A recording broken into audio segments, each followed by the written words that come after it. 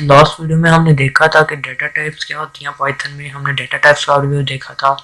इस वीडियो में हम डायनेमिक टाइपिंग देखेंगे कि हम किस तरह जो है एक डेटा टाइप से दूसरे डेटा टाइप में वेरिएबल्स को मूव कर सकते हैं पाइथन में।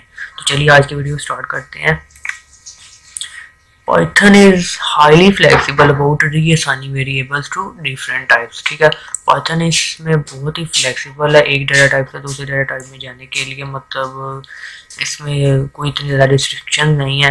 लेट्स फॉर हमारे पास पहला वेरिएबल है a और उसकी वैल्यू हमने असाइन किया बूलियन ट्रू। तो अगर मैं प्रिंट कराता हूँ a को तो उससे मुझे क्या रिटर्न कराई, वैल्यू बूलियन ट्रू रिटर्न कराई। अब अगर मैं a को उसी वेरिएबल को सेम वेरिएबल को मैं स्ट्रिंग वैल्यू असाइन कर देता हूँ a डॉग, ठीक है, तो अब मैं अगर फिर a को प्रिंट करता हूँ तो वो मुझे क्या उसकी वैल्यू प्रिंट करवा देगा, a डॉग। मतलब पहले बूलियन थी, अब उसकी वैल्यू क्या होगी, स्ट्रिंग। अब फिर मैं उसी सेम वेरिएबल्स को, ठीक है, a को अब मैं असाइन करा देता हूँ वैल्यू 22/7। तो अब मैं फिर अगर a को प्रिंट करवाता हूँ तो मुझे क्या वैल्यू देगा, 3.14। मतलब कि अब मुझे उसमें फ्लोट में वैल्यू रिटर्न करवा दी। तो मतलब हमें पाइथन में जो है बड़ी आसानी से एक डाटा टाइप से दूसरी डाटा टाइप में वेरिएबल को मूव करवा सकते हैं। तो we call this dynamic typing, means के variable can change data type at any time.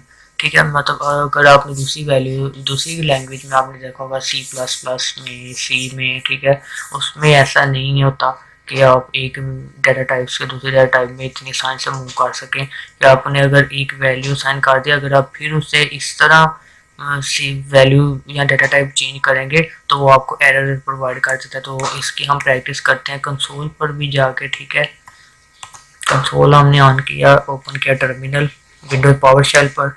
अब इधर मैं करता हूँ a = ट्रू, वही हम प्रैक्टिस इधर भी करते हैं। a की वैल्यू अब क्या है, बूलियन है, ट्रू है।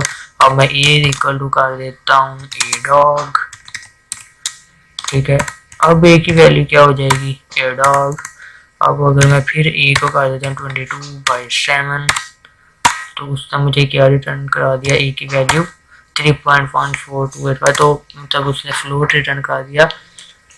मतलब ये था कि हम पाइथन में एक डेटा टाइप से दूसरी डेटा टाइप में जो है बड़ी आसानी से मूव कर सकते, उसे हम बोलते हैं डायनेमिक टाइपिंग। नेक्स्ट वीडियो में हम जो है डिक्लेयरिंग स्ट्रिंग देखेंगे कि हम सिंगल कोर्स या डबल कोर्स में भी हम डिफरेंस देखेंगे अगली वीडियो में।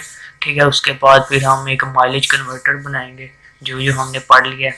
तो जितने भी हमने टॉपिक्स कवर किए हैं ना, उसका हम ना एक माइलेज कन्वर्टर बनाएंगे पाइथन में, जो क्या किलोमीटर को पाउंड्स में कन्वर्ट करेगा। ठीक है, तो आज की यही थी वीडियो, मिलते हैं नेक्स्ट वीडियो में।